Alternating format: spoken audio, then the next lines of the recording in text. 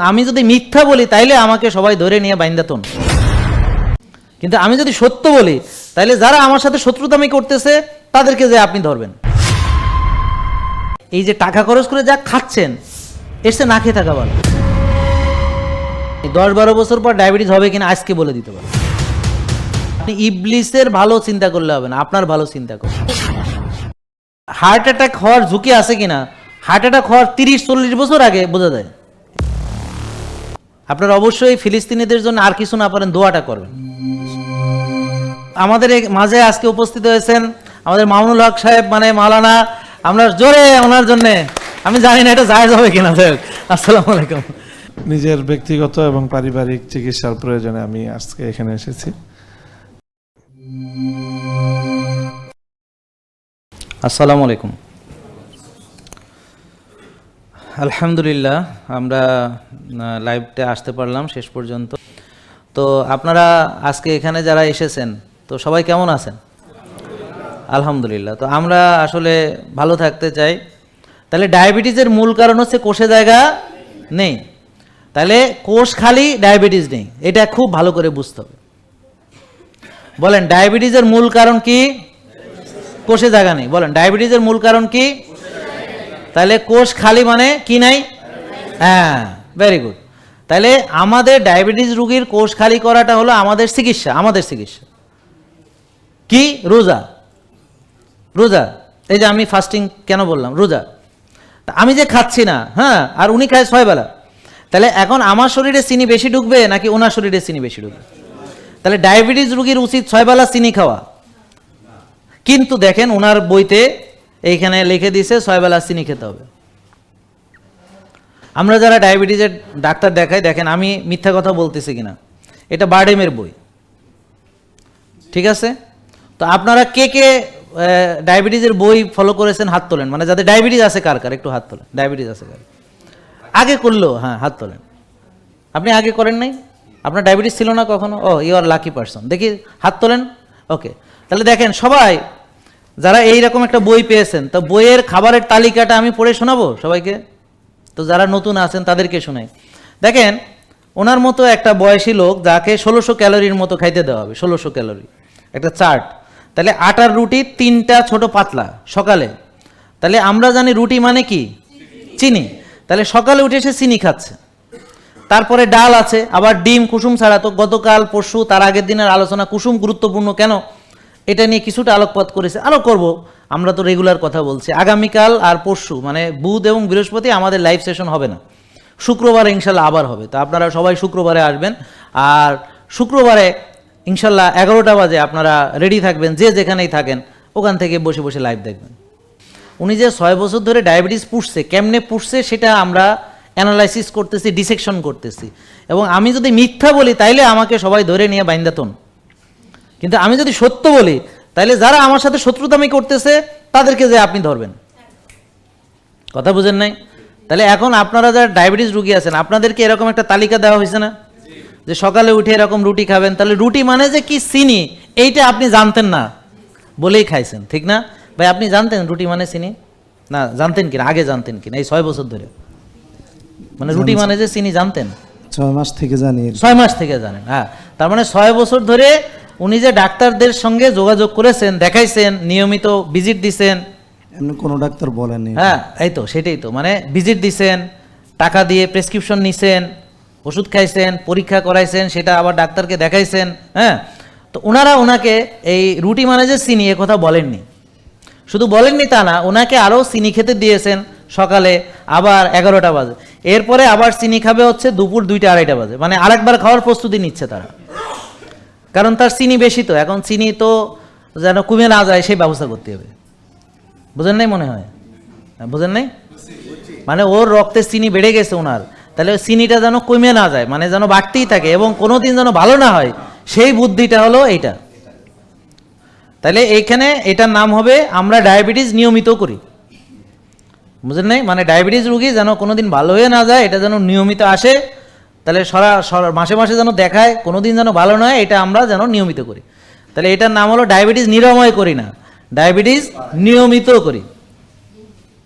বুঝলেন নাই? তাহলে আমরা এখন ডায়াবেটিস ভালো হওয়ার চিকিৎসা নিয়ে আলোচনা করছি না, ভালো হওয়ার চিকিৎসা তো রোজা, আর ডায়াবেটিস পোষার চিকিৎসা হলো 6 বেলা চিনি খাওয়া। বুঝেন নাই? বলেন ডায়াবেটিস পোষার চিকিৎসা কি? 6 বেলা চিনি খাওয়া, 6 বার চিনি ঢুকানো, চিনি আরও বাড়ানো, আর ওষুধ আর ইনসুলিন দিয়ে চিনি কোষে ঢুকানো, ঢুকায় কোষের 12টা বাজানো, যার ফলে চোখ নষ্ট হবে, লিভার সিরোসিস হবে, কিডনি ড্যামেজ হবে। বুঝতে পারছেন? তাহলে ডায়াবেটিক নেফ্রোপ্যাথি হবে, তারপর চোখে সমস্যা হবে, ডায়াবেটিক রেটিনোপ্যাথি হবে, তারপরে ডায়াবেটিক নিউরোপ্যাথি হবে, নার্ভ ড্যামেজ হবে। বুঝলেন? তো ডায়াবেটিক গ্যাস্ট্রোপ্যারেসিস হবে, পেটের সমস্যা হবে, তারপরে স্ট্রোক হবে, ব্রেন স্ট্রোক করে প্যারালাইসিস হবে, তারপরে আঙ্গুল কাটা লাগবে ডায়াবেটিস রুগীর, তারপরে হচ্ছে যে লিভার সিরোসিস হইয়া লিভার ট্রান্সপ্লান্ট লাগবে, তারপরে কিডনি আস্তে আস্তে ডায়ালাইসিস লাগবে, তারপর কিডনি ট্রান্সপ্লান্ট লাগবে। এটা হলো একটা রোগীকে আরও বড় রোগী বানানোর জন্য এই হলো তরিকা। তাহলে ডায়াবেটিস রুগীকে পুষতে হলে বলেন 6 বেলা চিনি খেতে হবে, কথা বলেন, আর ওষুধ খেতে হবে, আর ইনসুলিন দিতে হবে। এইভাবে আপনি নিজের 12টা বাজানোর জন্য যা যা দরকার সব আপনি এখানে পেয়ে যাবেন। ঠিক আছে? তো দেখেন উনি সেটা 6 বছর ধরে পুষছেন। তো এখন আমরা চিকিৎসা করতেছি কোষ খালি করব কিভাবে? তাহলে বলেন রোজা, কোষ খালি করার জন্য। তারপর যেহেতু ডায়াবেটিস, আমি চিনি খাওয়া কিছুদিনের জন্য সাময়িক বন্ধ রাখবো, কারণ আগে বেশি খেয়ে ফেলাইছে, এখন চিনি ঢুকার জায়গা নেই, এই জন্য চিনি ঢুকলে পরে সমস্যা হচ্ছে, এই জন্যে ভাত রুটি ফল দুধ সাময়িকভাবে বন্ধ। আমি কিন্তু ভাত খাই, কিন্তু আমার সুগার বাড়ে না। বোন আপনি খান। আর কে কে মানছে আমাদেরকে? এই দুইজন আমার পরিচিত। আর এনিমান পুরান রুগী কে আছে যারা মেনে ভালো হয়েছেন? আপনি খান, গুড। আর কে আপনি মানছেন? আর কে মানছে? আর সব নতুন কে হাত তোলেন তো? ও তা তো সবই নতুন, তাইলে আর হ্যাঁ ওকে। তাইলে আমরা যারা এখন জেকে লাইফস্টাইল ফলো করি, তারা এখন ভাত খায়, মাঝে মাঝে চেক করি, মাঝে মাঝে রসগোল্লা খেয়ে বা সাবিত্রী খেয়ে দেখি বাড়ে কিনা, দেখি বাড়ে না, তার মানে আমরা সুস্থ। ও কথা বুঝেন নাই? আচ্ছা, এখন কিভাবে সুস্থ থাকি? কারণ হচ্ছে আমরা যখন রুগী কেউ থাকে, মনে করেন আপনার ডায়াবেটিস আছে, যেমন ভাই, তো ভাই তো এখন চিনি খেলে চিনি বাড়ে, বলেন চিনি খেলে চিনি বাড়ে, এটা তো বাচ্চাও বুঝে, বলেন বাচ্চা বুঝে, খালি আমাদের বিশেষ অজ্ঞরা বুঝে না আর কি। বুঝেন নাই? বলেন চিনি খেলে চিনি বাড়ে, বাচ্চাও বোঝে, বিশেষ অজ্ঞরা বোঝে না, যারা ডায়াবেটিস পোষে। ঠিক আছে? এটা বাংলাদেশের কথা বলতেছেন, আমি অস্ট্রেলিয়া কানাডা ইউএস, মানে যারা পৃথিবীর বিভিন্ন দেশের বড় বড় ডাক্তার তাদের কথা বলতেছে। আমাদের এরা তো পবিত্র মাশাআল্লাহ, এদের কোনো দোষ নেই, কারণ ওদের কথা বললে আবার এসে আমার এনে ঝামেলা। তা আমি আসলে কারো ডাক্তারদের বিরুদ্ধে বলছি না, the system they are following, আমি বলতেছি সিস্টেমের কথা। তাহলে সিস্টেম বলতেছে যে ডায়াবেটিস রুগীকে 6 বেলা চিনি খাইতে হবে। আমি বই ধরে ধরে আপনাদেরকে দেখাচ্ছি। ভাই দেখেন, এই যে দুপুরে আবার 2:30 বাজে কি খাবে? 300 গ্রাম ভাত খাবে, হ্যাঁ, তারপর হচ্ছে মানে 2.5 কাপ ভাত খাবে। আচ্ছা, তারপর হলো মাছ বা মাংস খাবে 2 টুকরা, তারপর হচ্ছে ডাল খাবে, ডাল মানে চিনি জানেন তো, তারপর হচ্ছে সবজি খাবে, আরও সবজি, তো 2 রকমের সবজি আছে, সালাদ জাতীয় একটা সবজি আর একটা হলো এমনি সবজি, তো খাবে। বিকেলে আবার মুড়ি বিস্কিট খই, ও মা, হ্যাঁ, অথবা ফল। আবার রাতে 8টা-9টা আবার রুটি খাবে, মানে রুটি মানে কি চিনি, আবার মাছ মাংস, আবার ডাল, তারপর ঘুমানোর আগে বলে দুধ খাবে, মানে 11টা বাজে, রাত 11টা বাজে দুধ খাবে। তাহলে এখন ঘুমাবে কোন সময়? তো রাসূল সাল্লাল্লাহু আলাইহি ওয়াসাল্লামের সুন্নাহ হলো ঘুমাইতে যাবো এশার পরে, আর ঘুমানোর 2-3 ঘন্টাকে খাওয়া শেষ করবো। তাহলে আসরের পর বা মাগরিবের পর খাওয়া শেষ করলি এশার পরে আমরা ঘুমে যাবো, তারপরে উঠে তাহাজ্জুদ পড়বো, আবার ফজরের নামাজ পড়বো। এটা হলো আমাদের ইসলামী তরিকা এবং আমাদের পূর্বপুরুষদের এটাই তরিকা, এবং এটাই বিজ্ঞানসম্মত। এটাই বিজ্ঞানসম্মত, মানে এটা বিজ্ঞানসম্মত, এটা কোরআন হাদিস সম্মত, এবং এটা হলো পূর্বপুরুষদের আমাদের যে মানে নীতি, যেটা আমাদের পূর্বপুরুষদের আমাদের ধারা, হ্যাঁ ঠিক আছে, আমাদের জিনগত যেভাবে আমরা এসেছি এই। ওকে, মনে থাকবে? আপনারা অবশ্যই ফিলিস্তিনিদের জন্য আর কিছু না পারেন দোয়াটা করবেন, আমার কথা বুঝতে পারছেন? এবং অবশ্যই সাহায্য সহযোগিতা যে যে চ্যানেলেই পারেন, আমরা তো রেগুলার করতেছি, কিন্তু এইসব বলা উচিত না, কারণ দান করে না বলাই ভালো, তবে বলা হলো উৎসাহ দেওয়ার জন্য, যেন আপনারাও দেন, এইটা আর কি, উৎসাহ দেওয়া। আর আমরা কিছু না পারি দোয়া করতে পারবো না? দোয়া তো করতে পারবো। আসসালামু আলাইকুম হুজুর, হুজুর চলে আসেন, আইসা একটু আপনার মূল্যবান বক্তব্য এখানে দেন প্লিজ। আসসালামু আলাইকুম, আসেন, আপনারা বসেন প্লিজ, যেহেতু লাইভ সেশনের মাঝখানে। তো আমাদের মাঝে আজকে উপস্থিত হয়েছেন আমাদের মামুনুল হক সাহেব, মানে মাওলানা আমরা জোরে ওনার জন্য, আমি জানি না এটা জায়েজ হবে কিনা। যাই হোক, আসসালামু আলাইকুম। জি প্লিজ, কেমন আছেন? জি, আলহামদুলিল্লাহ, আল্লাহ অনেক ভালো রাখছেন। নিজের ব্যক্তিগত এবং পারিবারিক চিকিৎসার প্রয়োজনে আমি আজকে এখানে এসেছি। ইনশাল্লাহ হয়তো আশা করি আপনারাও যারা আসছেন এখানে আপনাদের সকলের সুচিকিৎসা হবে এবং আমরা সুস্থ থাকার জন্য সহযোগিতা পাবো ইনশাল্লাহ। ইনশাল্লাহ, ইনশাল্লাহ। জাযাকাল্লাহ, অনেক ধন্যবাদ আপনাকে, অনেক ধন্যবাদ। তাহলে ওনাকে নিয়ে সব একটু ইয়া করে যে ঠিক আছে, থ্যাংক ইউ, অনেক ধন্যবাদ। জি ঠিক আছে, থ্যাংক ইউ। তো আলহামদুলিল্লাহ, তো আমরা যে আলোচনাটা করছিলাম যে আজকে আমরা যাদের কাছ থেকে আমরা দিন শিখছি, যারা আমাদেরকে দিনী বিষয়গুলোকে নেতৃত্ব দিচ্ছেন, তাদের সুস্থতা অত্যন্ত গুরুত্বপূর্ণ। তা আমি অনেক দিন ধরে আহ্বান করছিলাম যে ওনারা যেন এই যে ওনার মতো একজন মানুষ, উনি যদি সুস্থ হন তাহলে ওনার দ্বারা আরও লাখ লাখ মানুষ সুস্থতার রাস্তা পেয়ে যাবে ইনশাল্লাহ। অতীত নিয়ে ভাবি, যেটা আমার কোনো হেল্প করে না, বরং আমার ঘুম নষ্ট করে। যেমন ওনার অতীতের চিন্তা ওনার ঘুম নষ্টের জন্য দায়ী, আর ভবিষ্যৎ সম্পর্কে আমার তো মনে হয় আর জীবনে ঘুম হবে না এই চিন্তা করতেছে, তার মানে ওর জীবনে ঘুম হবে না, তার মানে আগেও হয় নাই, তো তাহলে ভবিষ্যতে হবে না। তাহলে যা যে বিশ্বাস করে যেটা হবে না সেটাই ঘটবে, মানে মস্তিষ্ক কমান্ড পাইছে যে ওর ঘুম হবে না। আমার কথা বুঝতে পারছেন? তাহলে আর হবে না। বাট আপনি যদি মস্তিষ্ককে কমান্ড করেন ঘুম হবে না, কেন হবে, হবে না হওয়ার কি আছে, তাহলে ও ভাববে হ্যাঁ ঘুম তো হবে। মানে আপনি যা ভাববেন আপনার ব্রেন সেটাই করে দেখাবে। যেমন আপনারা ভাবছেন রুগী হবেন, তো হয়েছেন। আপনারা ভাবছেন বয়স হলে তো রুগী হবে, তো হয়েছেন। কিন্তু আপনি যদি ভাবতেন বয়স হলে রুগী হবে না, তাহলে হইতেন না। তার মানে এটা আপনাদের একটা সাবকনশাস চয়েস যে আমি রুগী হব, কারণ আপনাকে অলরেডি সাবকনশাস এভাবে ডিজাইন করে দিছে আশেপাশের সব কিছু মিলে যে তোমার বয়স হবে, তুমি রুগী হবা, তোমার ডায়াবেটিস হবে, তুমি 6 বেলা খাবা, তারপর ইনসুলিন হবে, তারপর তুমি হার্ট অ্যাটাক হবে, তারপর রিং পরাবা। মানে সবাই যা করতেছে আপনার সাবকনশাস ডিজাইন হয়ে গেছে এবং আপনিও নিজেই এই ডিজাইনের একটা অংশ হয়ে গেছেন। এখন আপনি অযাচিতভাবে, অর্থাৎ মানে অসচেতনভাবে, অবচেতনভাবে আপনি রুগী হচ্ছেন। মনে রাখবেন, আল্লাহ তাআলা প্রথমে পরিকল্পনা করলেন যে তিনি মানুষ বানাবেন, পৃথিবী বানাবেন, একটা পরিকল্পনা হাতে নিলেন, পরিকল্পনা অনুযায়ী তিনি কাজ করলেন। ঠিক আছে? তাহলে আপনার একটা পরিকল্পনা আগে নিতে হবে। এই পরিকল্পনা নেওয়ার জন্য আমরা আপনাকে সাহায্য করব। আর পরিকল্পনা আমরা কিভাবে নিব তার জন্য আপনার এই যে পরীক্ষাগুলা, যেমন হোমায়ার, ইনসুলিন রেজিস্ট্যান্স, এটা হলো আমাদের একটা গাইডলাইন, আর এটা হলো আপনাদের একটা গাইড মানে বই, যেটা দিয়ে আপনি প্ল্যানার, যে আপনার পরিকল্পনা, প্ল্যানার মানে কি পরিকল্পনা, তো এইটা হচ্ছে আমাদের পরিকল্পনার বই। আর পরিকল্পনার ভিত্তি হলো আপনার কোষে জায়গা আছে কিনা, ভিটামিন ডি লেভেল কত, টিজি এইচডিএল রেশিও কত, হ্যাঁ। আর এটা হলো আমাদের গাইড বই, ম্যানুয়াল, একটা ছোটোখাটো ম্যানুয়াল, ঠিক আছে, যেটা হচ্ছে যে কিছু তথ্য আছে, এটা জেনারেল তথ্য আছে, আর এটা দিয়ে এটার মাধ্যমে এবং আপনার পার্সোনাল লাইফস্টাইল রিপোর্ট এবং আপনার রোগ, আপনার ওষুধ, আপনার কতদিন ধরে, এগুলো সব বৃত্তান্ত জেনে তার আলোকে এই প্ল্যানারটা আপনার জন্য তৈরি করা হবে। এটা হলো পার্সোনাল প্ল্যানার। বুঝতে পারছেন কথা? বুঝেন নাই? তাইলে এই পরিকল্পনা অনুযায়ী যদি আপনি চলেন, তাইলে আপনার ভবিষ্যৎ সম্পর্কে কোনো দুশ্চিন্তা করবেন না। আপনার রোগ ভালো হবে কিনা চিন্তা করবেন না। আমার কথা বুঝতে পারছেন? আপনি কি রেজাল্ট পাবেন সেটা ভাববেন না, কারণ অবশ্যই পরিকল্পনা সঠিক, মানা ঠিক, অবশ্যই ভালো কিছু করবে। আমি কি বুঝতে পারছি? অবশ্যই ইনশাল্লাহ ভালো কিছু করবে, তবে রেজাল্ট দিবেন হচ্ছে কে? আল্লাহ। তাহলে আপনি মানবেন এবং আশা করবেন যে আল্লাহ আপনাকে সুস্থ করে দিবেন। আমার কথা বুঝতে পারছেন? তার মানে এই মানার পাশাপাশি তাহাজ্জুদ পড়ে চোখের পানি ফেলে সিজদায় গিয়ে কান্নাকাটি করাও এটার সঙ্গে জড়িত। এখন আপনি সুস্থতা নিবেন তার কাছ থেকে, চেয়ে নিতে হবে।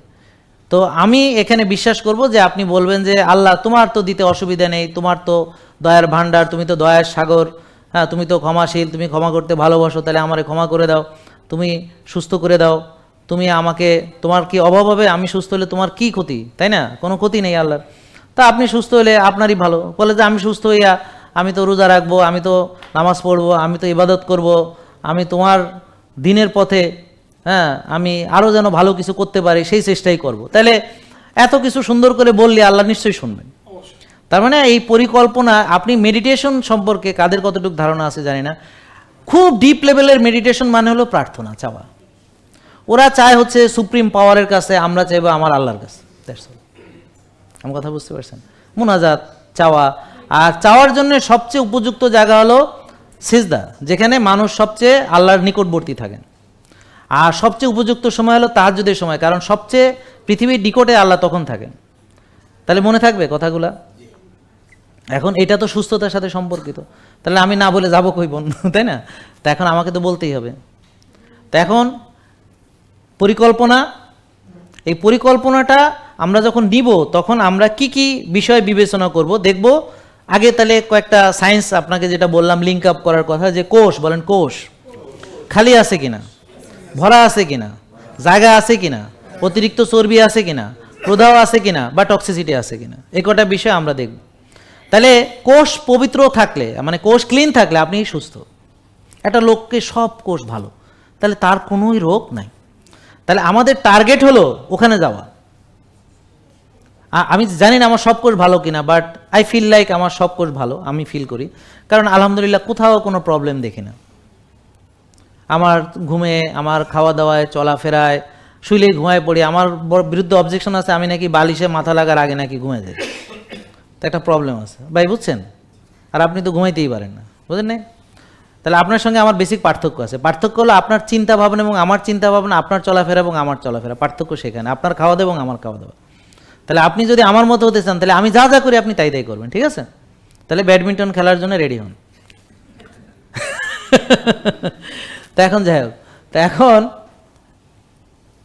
একটা লোক সব কোষ সুস্থ কথাটা হয় না, হতে পারে না। মেজরিটি সুস্থ, কারণ কি আমার শরীরে সবসময় জম্বি সেল আসবে, কিছু ডিফেক্টিভ জিনিস তৈরি হবে, কিন্তু আপনার ইমিউন সিস্টেম ভালো থাকলে, সব কিছু ভালো থাকলে, এটা আবার বডি ওই ড্যামেজ সেলটা রিপেয়ার করে আবার ভালো সেল দ্বারা এটাকে রিপ্লেস করবে। এটাই হলো অটোফেজি, এটাই রোজা, এটাই রোজার উপকার। এটার কারণে নোবেল প্রাইজ পেয়েছেন জাপানি বিজ্ঞানী অসুমি 16 সালে, বুঝতে পারছেন? আর আমরা ওই নোবেল উইনিং এই বিজ্ঞানটাকে চর্চা করার মাধ্যমে আজকে আমাদের লক্ষ লক্ষ মানুষ সারা পৃথিবীতে তারা ওষুধ মুক্ত হয়ে, রোগ মুক্ত হয়ে এখন সুস্থভাবে তারা চলাফেরা করে। তো কি এই যে রোজা, কি ওই যে যা আমরা সব সময় রাখি, তাহলে ওটা দিয়ে উনি নোবেল পালেন আর আমরা এটা দিয়ে ভালো হতে পারলাম না। কারণ কি? কারণ হলো পেঁয়াজ, বেগুনি, তারপর হলো শরবত, তারপর হলো যে রোজার মাসে যে 3 গুণ খরচ হয় খাবার খরচ, এই সব কারণ।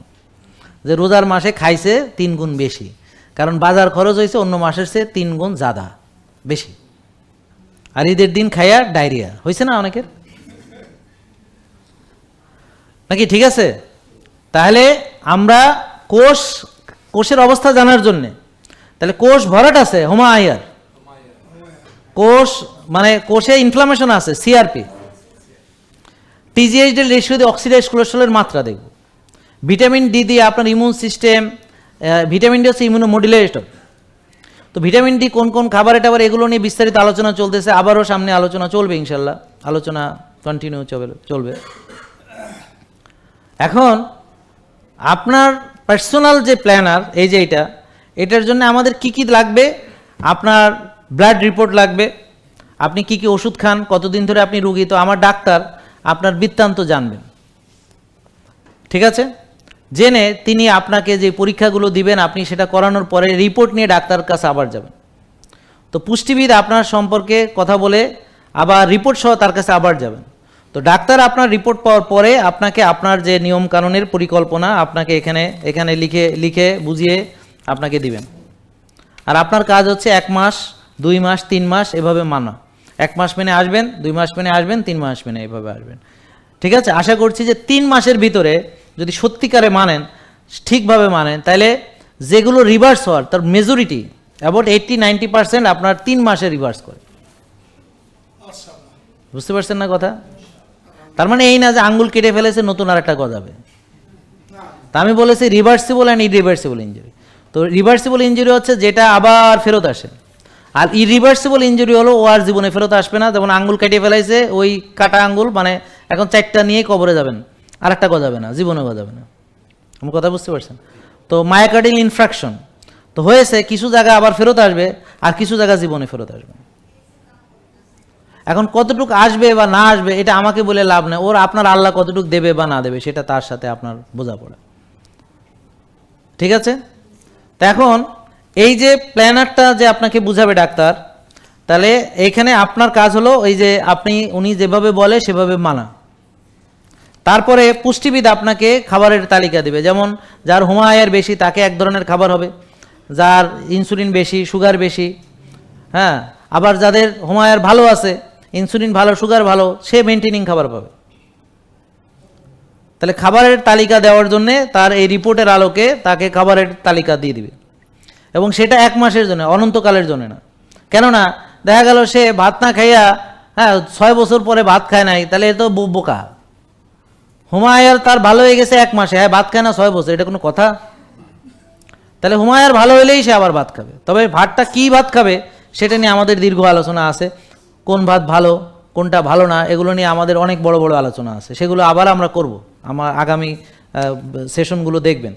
এরপর হচ্ছে জিমের, ওরা আপনাকে শ্বাসের ব্যায়াম কোনটা আপনি করতে পারবেন, আপনার হার্টের সমস্যা বা কি সমস্যা বলবেন, তার আপনার জন্য যে যে ব্যায়াম দরকার বা করতে পারবেন বা কতটুকু পারবেন আপনি, এইভাবে আপনার সঙ্গে ডিসকাস করে তারা আপনাকে একটা প্ল্যান দেবে 1 মাস।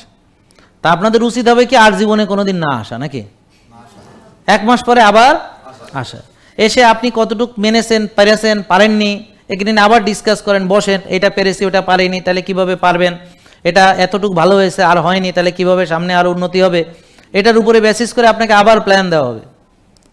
তারপরে 2 মাস পরে আবার আসলে আবার আপনাকে প্ল্যান দেওয়া হবে। এইভাবে আমি চাই আপনারা 6টা মাস সুন্দরভাবে মানেন এবং শেখেন। তারপরে আমি চাই যে এবার আপনি নিজের জ্ঞানে চলবেন, শুধু চলবেন তাই না, আপনি অন্যকেও এটা গাইড করতে পারবেন। যেমন এই যে বোন ভালো হয়েছে, উনি শিখেছেন, ওই যে বোন ভালো হয়েছে উনি শিখেছেন, তো শিখে ওনারা মানছেন ওনাদের মতো করে। আমার এখানে যদি 10টা রুগী হাজির করেন যারা ভালো হয়েছে আমাকে ফলো করে, 10 জন বলবে আমি 10 ভাবে মেনেছি, কিন্তু রেজাল্ট হলো ভালো হয়েছে। সবাই একভাবে আমাকে মানার কোনো দরকার নেই, আমার কথা বুঝেন নাই? কারণ এক একজনের প্রবলেম, ওনার যেমন ঘুমে হয় না, আর একজনের যেমন গোস্ত হয় না, মানে মাংস হয় না, চিকন হয়ে গেছে, বুঝলেন না কথা? আর একজনের যেমন ভুঁড়ি বড় কমে না, আর একজনের যেমন ধরেন ক্ষুধা সহ্য করতে পারে না, হ্যাঁ, এক একজনের আরেকজন ধরেন ব্যায়ামের কথা শুনলে গায়ে জ্বর আসে, কথা বুঝেন না? নড়াছড়া শুনলি তার ইবলিস এসে বলে খবরদার তুই নড়বি না, নড়লি ভালো হয়ে যাবি, তোর তো ভালো হতে দেওয়া যাবে না, বুঝতে পারছেন না? ইবলিস সারাক্ষণ কোথায় যে ও যেন ভালো হইতে না পারে। তো এই জন্যে আপনাকে অবশ্যই বুঝতে হবে যে আপনি ইবলিসের ভালো চিন্তা করলে হবে না, আপনার ভালো চিন্তা করবেন। আর আমি আপনাদেরকে শেখাচ্ছি যে রুগী হওয়ার আগে আসতে হবে আমার কাছে, ডাক্তারের কাছে না, আমার কাছে। কেন? কারণ আমরা শেখাবো কেমনে রোগ থেকে বাঁচবেন। রুগী হওয়া লাগবে না, প্রিভেন্টিভ কেয়ার, বুঝেন নাই কথা? তো ডাক্তাররা তো, আপনি যদি একটা লোক যায় তার কোনো রোগ নেই, ডাক্তার গেলে সে বিব্রত হবে, বলে তোমার এটা আমি কি করবো, তোমার তো কোনো কিছু নেই, তুমি তো ভালো, সে বিব্রত হয়। দেখেন আপনি যদি কেউ যায় যে সব রিপোর্ট ভালো, কাইসো কি জন্য করে, এমনি আসলাম, তাহলে একটা ফুল বডি চেক আপ হোক। এখন আর একটা ফুল বডি চেক আপ আর এক বাণিজ্য শুরু হয়েছে, তাহলে একটা ফুল বডি চেক আপ হোক। এখন আমাদের স্যার চিটাগাং মেডিকেল কলেজ, আমাদের স্যার তো তারা ওই বিদেশ সফরে গেছে, এক স্যার আর এক স্যারের সাথে, আমরা পরে জানছি আর কি, আর এক স্যারের মাধ্যমে। ওই কিছু স্যার আছে না আমাদের সাথে একটু বেশি ফ্রি কথাবার্তা বলে, গল্প গুজব করে, স্যাররা তো সবাই, আবার কেউ আছে তো কথাই কয় না, সালাম দিলে মানে অনেক রকম আছে, এখন স্যাররা তো বিভিন্ন রকমের হয়। এখন তো ওই স্যার আবার বলতেছে, কয় যে ওই সবাই মিলে বিদেশ সফরে গেছে, যাওয়ার পরে এখন এই মাউন্ট এলিজাবেথ থেকে সবাই টেস্ট করাইছে ফুল বডি চেক আপ। এখন এক একজন কয় কিছু ধরা পড়লো না, কি কষ্ট, মানে ক্যান্সার ট্যান্সার ধরা পড়লে খুশি হতো, মানে বুঝছেন, টাকাটা জ্বলে গেল, কিছু ধরা পড়লো না। তো যাই হোক, তো এখন আমাদের মাইন্ডসেট এক একজনের এক এক রকম। তো আপনারা আমাদের কাছে আসলে কি কি পাবেন? যাদের রোগ হয়নি তারা পাবেন ভবিষ্যতে যেন রোগ না হয়। তো যাদের ডায়াবেটিস এখনো হয়নি, 10-12 বছর পর ডায়াবেটিস হবে কিনা আজকে বলে দিতে পারো, আজকে হোমায়ার টেস্ট করে আজকে বলে দেওয়া, 10-12 বছর পরে। যার নাই কার ডায়াবেটিস হাত তোলেন, যাদের নাই হাত তোলেন, যারা হাত তুলেছেন আজকে, যাদের হোমায়ার 2-এর বেশি তারা অলরেডি এই ভিতরে চলে গেছে। ঠিক আছে, বুঝতে পারছেন? এই কথা বুঝেন নাই? তাহলে হোমায়ার যাদের বেশি এখনো ডায়াবেটিস হয় নাই, তাদের আসলে ডায়াবেটিস হয়েছে, সুপ্ত আছে, এখনো জানে না, সারফেসে উঠে নাই। তাহলে আপনি ডায়াবেটিস হওয়ারও 10-12 বছর আগে আপনার বলে দিতে পারবো। আর হার্ট অ্যাটাক হওয়ার ঝুঁকি আছে কিনা, হার্ট অ্যাটাক হওয়ার 30-40 বছর আগে বোঝা যায়। কিভাবে? এই দেখেন, যাদের ভিটামিন ডি কম, তারপরে টেস্টোস্টেরন লেভেল কম, তারপরে এইচডিএল কম, যাদের সুগার বেশি, ইনসুলিন বেশি, প্রদাহ বেশি, কোলেস্ট্রল খারাপ যেটা সেটা বেশি, হোমায়ার বেশি। কি বলেছি মনে থাকবে? আবার বলি, যাদের ভিটামিন ডি কম, টেস্টোস্টেরন লেভেল কম, এইচডিএল কম, হোমোসিস্টিন বেশি, সিআরপি বেশি, ইনসুলিন বেশি, চিনি বেশি, সুগার বেশি, খারাপ কোলেস্ট্রল মানে এই টিজিএইচডিএল রেশিও বেশি, অক্সিডাইজড কোলেস্ট্রল, আর হলো হোমায়ার বেশি, তাদের হার্টের ভিতরে বা ওই যে রক্তনালী যেগুলো আছে করোনারি বা যে কোনো রক্তনালী, সেটা ব্রেনের হইতে পারে, রক্তনালীতে অবশ্যই ব্লক হচ্ছে। আমার কথা বোঝেন নাই?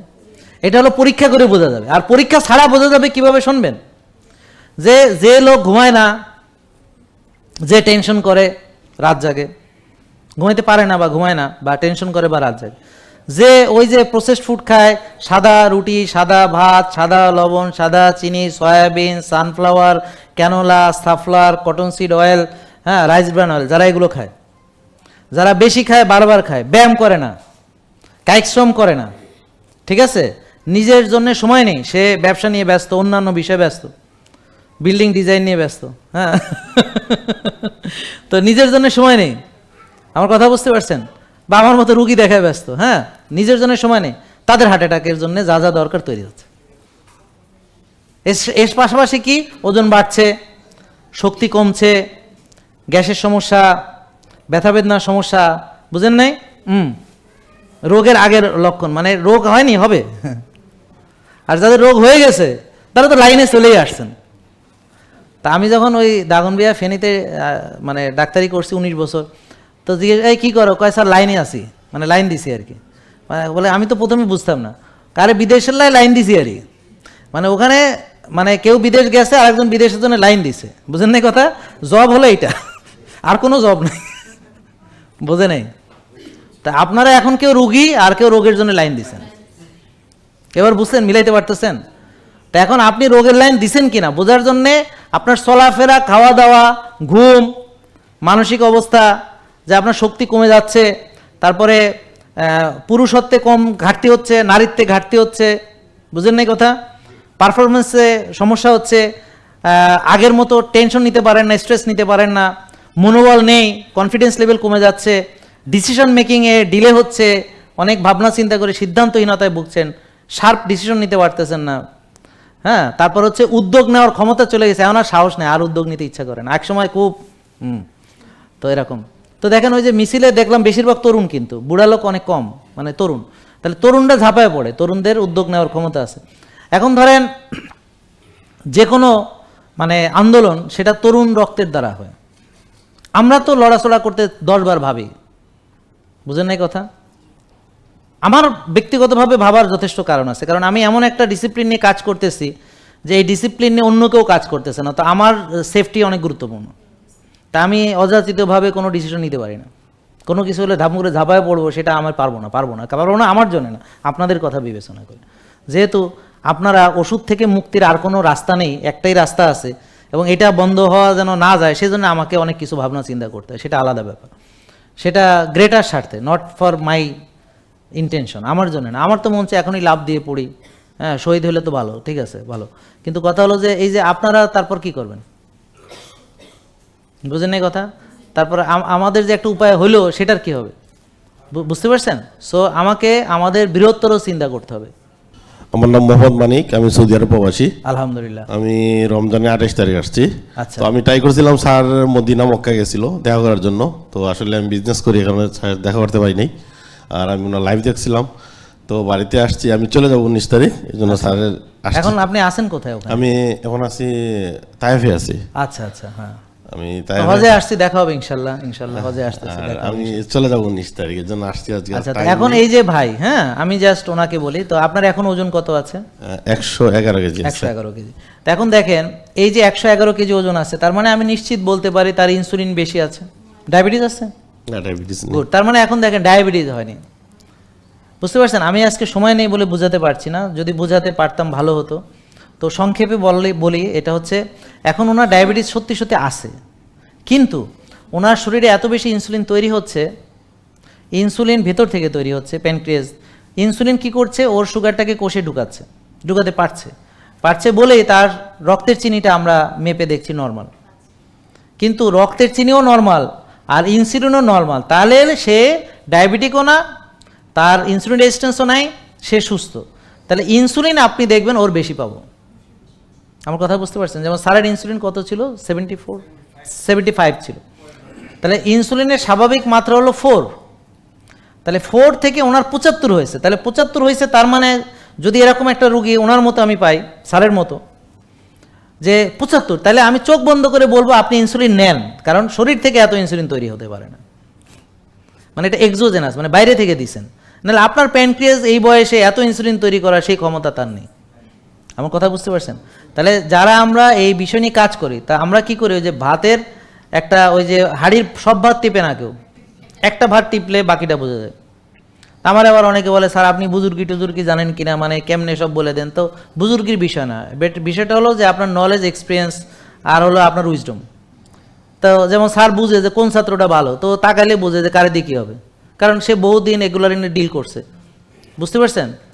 তো এ তাকালে বুঝে, তার মানে তাকালে বুঝে এটা তার বুজুর্গি না, এটা হলো তার উইজডম, তার এক্সপিরিয়েন্স। তারপর হচ্ছে তার থার্ড আই, বা যেটাকে আপনি ইনটিউশন বলেন। তো ইনটিউশন তো ডেভেলপ করতে হবে। ইনটিউশন তো আর সবার আছে, কিন্তু কেউ ব্যবহার করে না বলে জানে না। তো intuition you must develop, you must practice. তো প্র্যাকটিস করলে আপনার ইনটিউশন আসবে, নাহলে আসবে কেন?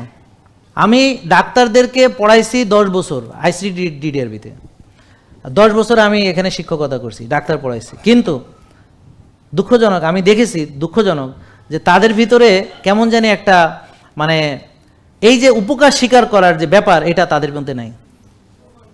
আমার মনে হয় বেশিরভাগ প্রফেশনালদের মধ্যে এই সমস্যা আছে স্যার। আমার কথা বুঝছেন স্যার? প্রফেশনালদের ভিতরে এই প্রবলেম আছে। প্রফেশনাল জেলাসি মনে হয় কাজ করে, বা কিছু একটা কাজ করে, আমার কাছে মনে হয়। দোজ হু আর প্রফেশনালস, তাদের ভিতরে এই প্রবলেমগুলো আছে। আর ইঞ্জিনিয়ারদের আছে কিনা স্যার বলতে পারবে, আমি দেখেছি, আমি পড়াইছি, তাদের ভিতরে এই প্রবলেম। তাদের একটা সমস্যা হলে 100 জায়গায় কমেন্ট করবে, পোস্ট দিবে, কিন্তু এই যে উপকার সে কোনোদিন বলতে চাবে না, বলবে না, লুকায় রাখবে। হ্যাঁ, গোপনে গোপনে করবে, কিন্তু বাস্তবে উপরে বলবে না। যেমন ওদিনে এক বোন এসে বললো যে একজন নিউরোলজিস্ট, হ্যাঁ, তা উনি ওই যে ভালো হয়েছেন, কিন্তু উনি বাচ্চা হয় না কত বছর জানি, 12 বছর নাকি, 12 বছর বাচ্চা হয়েছে, কিন্তু এই কথা বলতে পারবে না, কারণ তার হাজব্যান্ড, তার শ্বশুর, এরা সব বারডেমের বড় বড় এই জন্যে বলতে চান না। আমার কথা বুঝতে পারছেন? বুঝলেননি? তারপর ওর আন্ডারে কয়েকজন গাইনি ডাক্তার ওই যে আমাদের নিয়মই ফলো করে তারা হচ্ছে, কিন্তু সে কখনো বলবে না কোথাও, বললে স্বজাতিরা তাকে হামলে পড়বে, এই জন্য বলতে পারবে। আমি কি বুঝতে পারছেন? তো এখন আমি এদেরকে ফোকাস করা কি আমার ঠিক হবে? তো এই জন্যে আমি ওপেন, যে কাউকে আমরা ফিরাবো তা বলছি না, আমি বলছি যে বাট আমরা সাধারণ মানুষকে নিয়ে থাকতে চাই, কারণ সাধারণ মানুষের পাশে কেউ নাই। তারা রুগী হলে রোগ পুষছে, বুঝতে পারছে না, তাদেরকে মাথার উপর ভর করে মন্ত্রী হচ্ছে, তাদের উপরে আবার সেই তাদের ট্যাক্সের টাকার অস্ত্র ব্যবহার করছে। আমার কথা বুঝতে পারছেন? তা আসলে সাধারণ মানুষ নিজেরা পণ্যে পরিণত হয়েছে, তাদেরকে ড্রাগ ইন্ডাস্ট্রি পণ্যে বানিয়েছে, তাদেরকে ফুড ইন্ডাস্ট্রি পণ্যে বানিয়েছে। হ্যাঁ, তারা আসলে না বুঝে কেমন জানি, ওই যে সূরা বাকারাতে আল্লাহ বলেছেন যে এদের জানি কিভাবে জানি ছুটাছুটি করছে, মানে দিক বিদিকহীনভাবে তারা ছুটতেছে, তো কোনো একটা সঠিক পথ নেই। অন্ধকার হলো, দাঁড়ায় থাকলো, আবার বিদ্যুৎ ঝলকানি দিল, মানে কীরকম জানি, মানে আপনাদের মতো অবস্থা। আপনারা দেখবেন যে চিত্রটা সুন্দর করে সূরা বাকারাতে আল্লাহ চিত্রায়ন করে দিয়েছে। তা আপনারাও কেমন যেন অন্ধের মতো পথ হাতড়িয়ে বেড়াচ্ছেন। ওই পীর সাহেবের কাছে গেলে হয়তো ফু দিলে ভালো হবে, ডাক্তার সাহেবের কাছে গেলে হয়তো ভালো হবে, হ্যাঁ, কেউ কেউ ওঝার কাছে যাচ্ছে, কেউ কেউ আবার ওই যে মানে হোমিও, কেউ আবার এলোপ্যাথি, কেউ আবার ওই যে আয়ুর্বেদ। আসলে হয়েছে কি ভাই, নিজের লাইফস্টাইল যেটা নিজের হাতে, সেটা ঠিক না করে আপনি যত্রতত্র যেখানেই যান, আসলে সেটা আপনার ভিতরে। এই জন্য নো দাই সেলফ নিজেকে জানুন এবং নিজেকে পরিবর্তন করুন। ঠিক আছে? তো ওনার ক্ষেত্রে উনি এই নিয়ম মানার পরপরই দেখবেন ক্ষুধা চলে যাবে, তারপর উনি রোজা রাখবে, তারপর উনি ব্যায়াম করবেন, তখন ব্যায়াম করতে পারেন, শরীর হালকা হয়ে যাবে, ঘুমাবে, নিয়ম মানবে, দেখবেন ওর ওজন ভালো হয়ে যাবে। আর এই ওজন বাড়ার ফলে তার যেই সমস্যা কিছুই থাকবে না। ঠিক আছে? তাহলে এর জন্য খরচ কিছু নেই, খরচ হলো সে টাকা দিয়ে একটা ভালো জিনিস কিনে খাবে। এই আগে এতগুলো খাইছে, এত ওজন বাড়াইছে, এখন অল্প খাবে, তাহলে খরচটাও কমে যাবে।